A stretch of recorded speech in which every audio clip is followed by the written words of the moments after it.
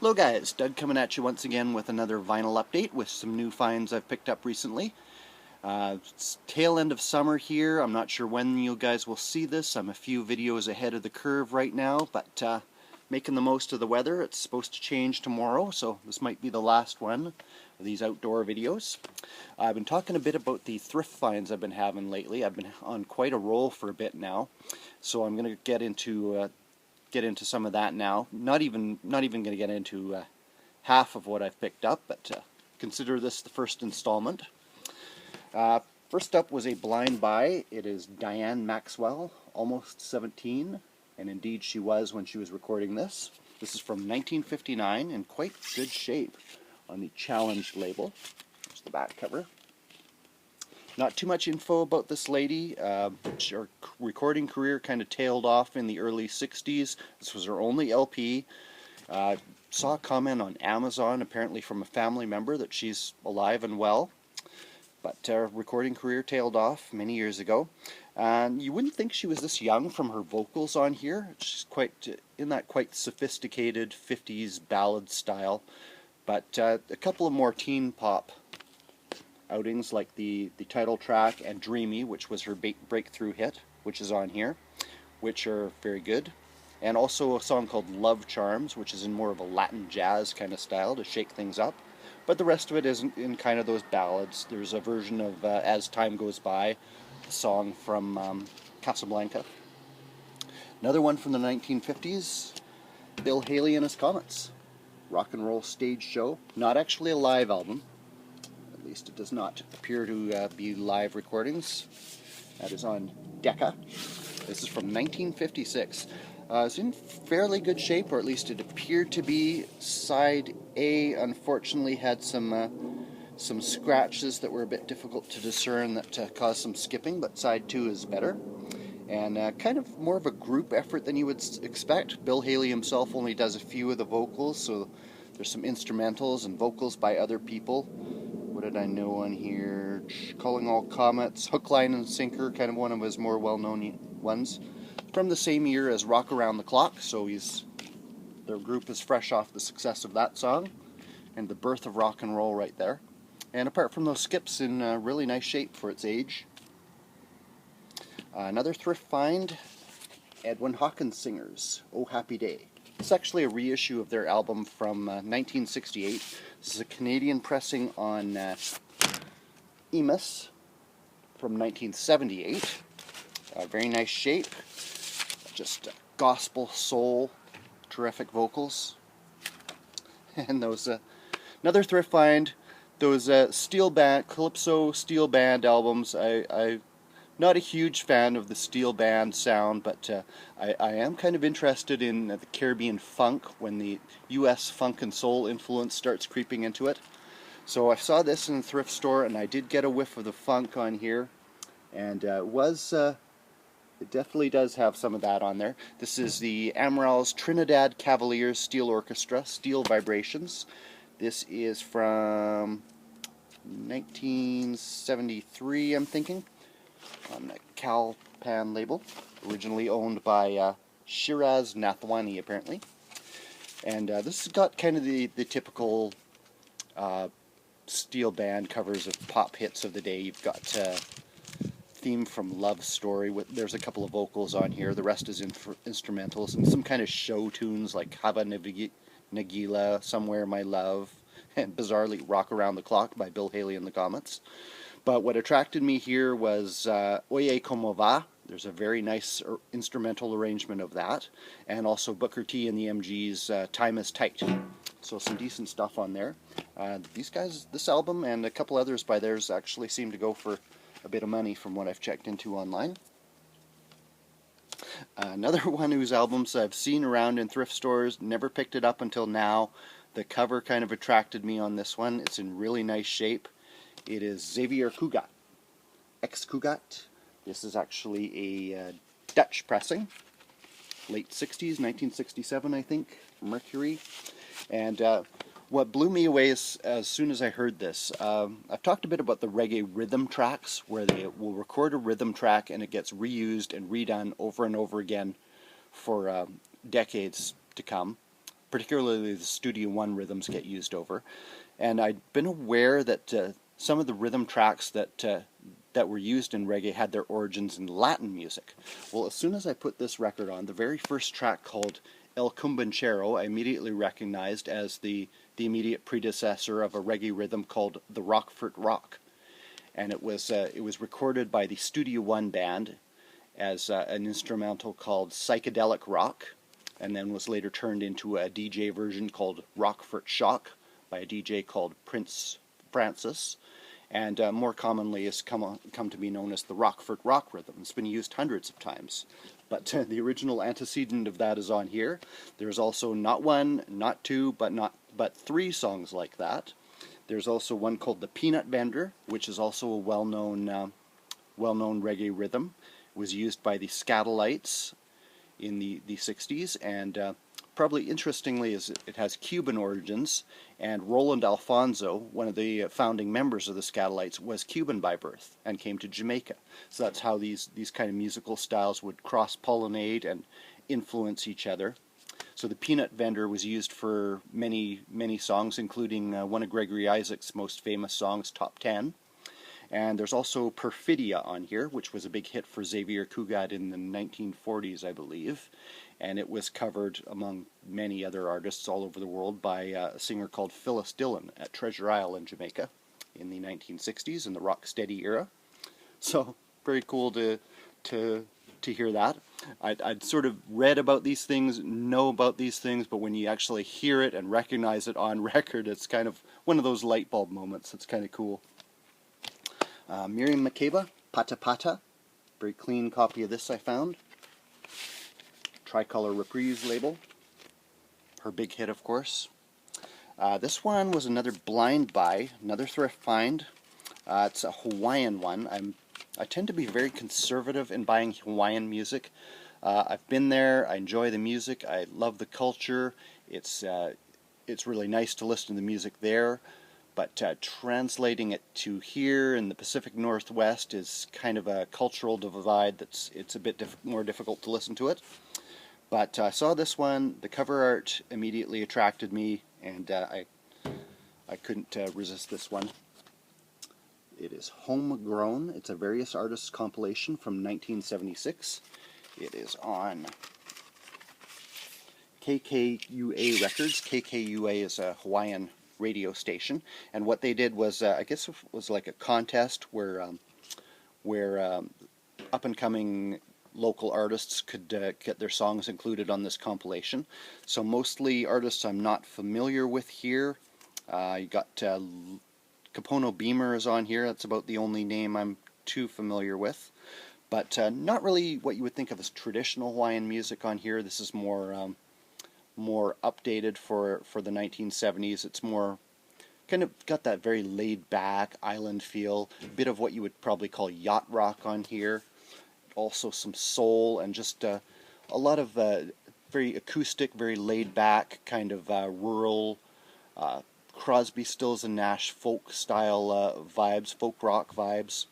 A big theme on here is in a lot of the songs is yearning to return to the country life over life in the city, as Hawaii was becoming increasingly urbanized. There's several songs on here with that kind of I guess you would call it an environmental message, or concerns about the changing of the culture over there.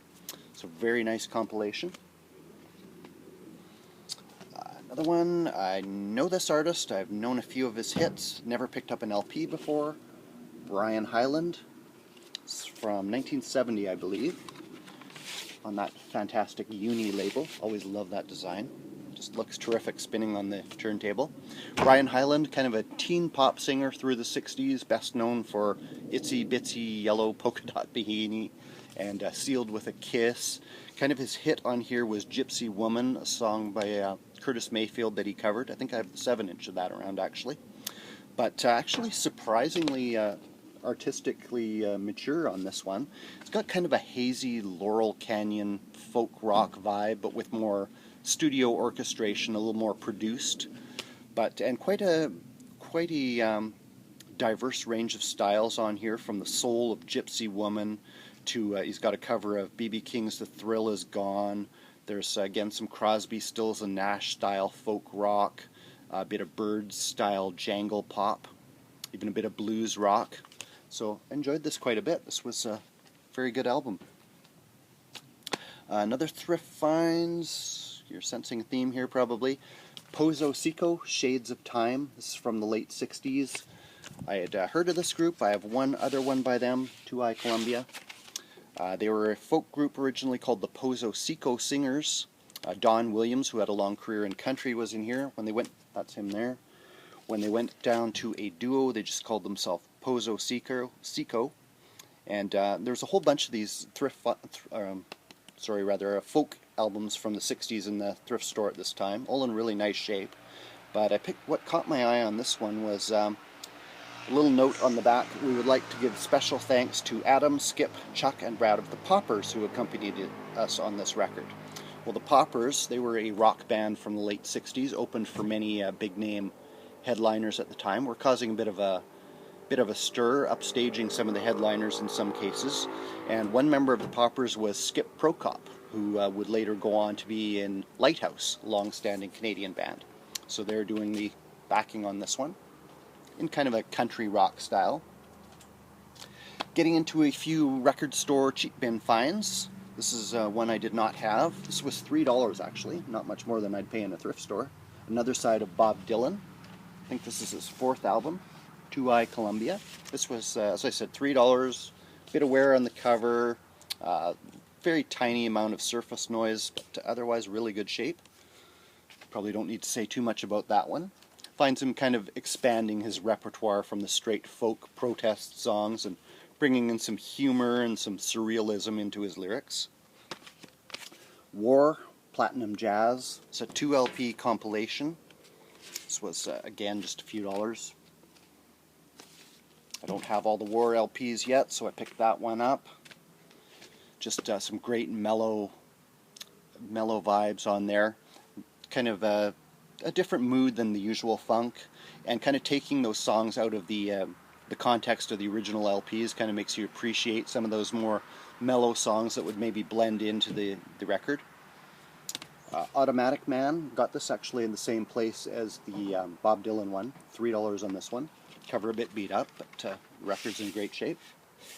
This was I was expecting a bit more jazz on here. I'd heard they were jazz influenced, but basically 70s kind of prog hard rock, fronted by Michael Shreve from Santana on drums. Very nice stuff there. Another Brian Auger one. This is a later one by him, 1977, Happiness, Heartaches. It's usual kind of jazz funk style. Mostly vocals on that one. I think only one instrumental. And this one, Chad and Jeremy of Cabbages Kings. This was $2, same price I would have paid in the thrift store, 2i Columbia. So couldn't really pass that up. It's their answer to Sgt. Pepper, of course, by their pals, the Beatles.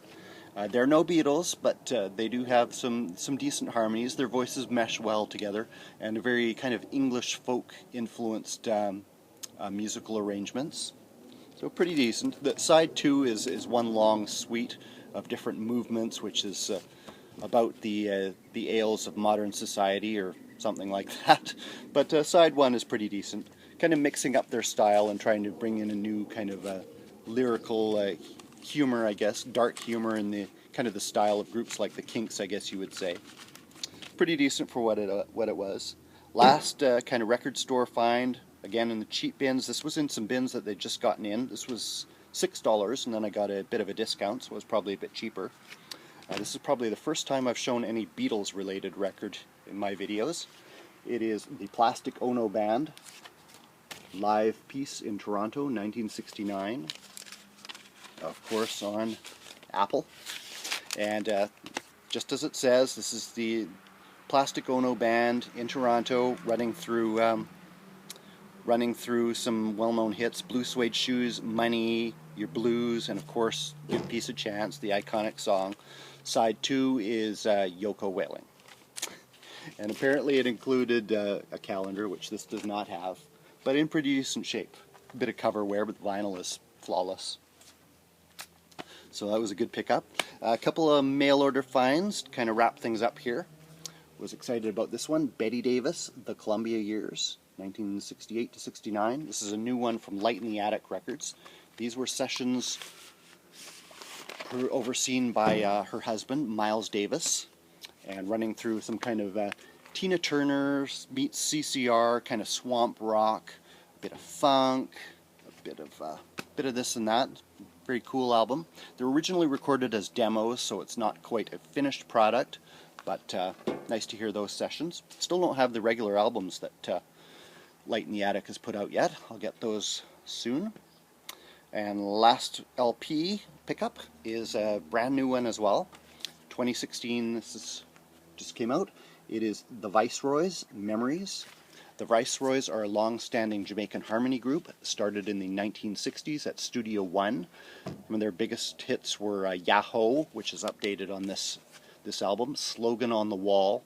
They've had kind of a few detours in their career. They recorded their first proper LP under a different name as the Interns before going back to the Viceroys. They recorded a single for Lee Scratch Perry at the Black Ark as Truth, Fact, and Correct. And just what have gone back and forth over some different names, had a shifting lineups over the years.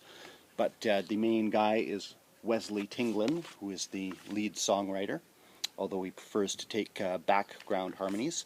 And this is produced by Roberto Sanchez out of Spain, who's a well-known producer, who's works in a roots reggae format, but kind of updating that classic 1970s, early 1980s sound for modern times, while staying faithful to the vibes of the past.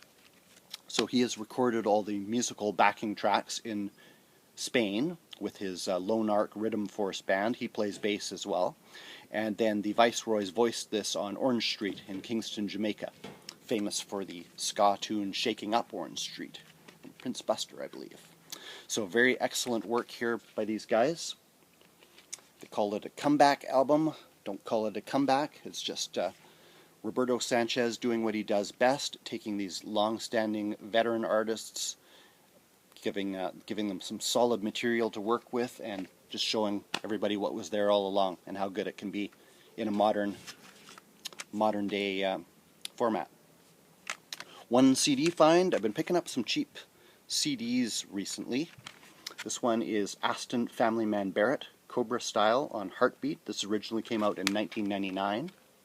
Aston Barrett, they call him Family Man because of his prodigious amount of children. Something like 20 or 30, I think.